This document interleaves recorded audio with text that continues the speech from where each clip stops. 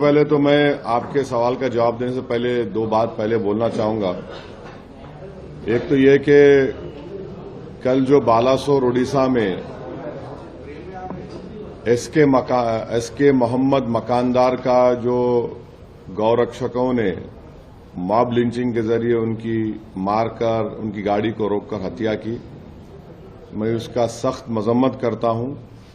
और अफसोस की बात यह है कि उड़ीसा में बीजेपी की सरकार है।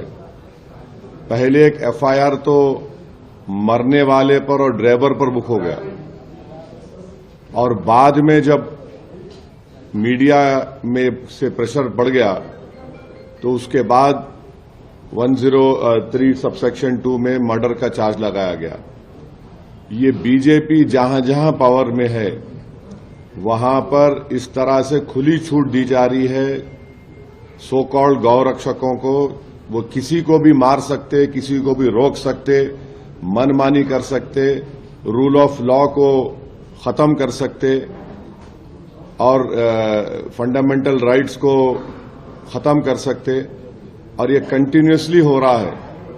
ये इन लोगों को जो एक लाइसेंस दे दिया गया है कि तुम किसी को भी रोक सकते, पीट सकते, और अगर तुम्हारे दिल को खुश करना है तो तुम किसी की जान भी ले सकते।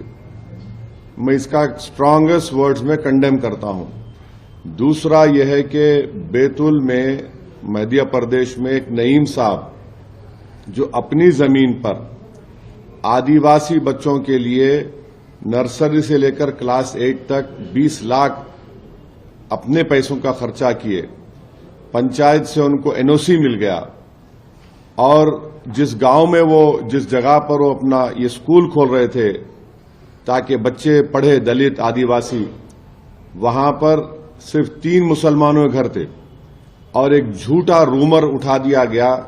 ये हमेशा ऐसी होता है कि कोई मुसलमान अगर घर बना रहा है या कुछ बिल्डिंग बना रहा है तो कुछ मदरसा बना रहे हैं, मस्जिद बना रहे, और फिर पंचायत के एनओसी रहने के बावजूद भी वहां पर जाकर उनकी स्कूल की जो बन रही थी इमारत, उसको तोड़ दिया गया।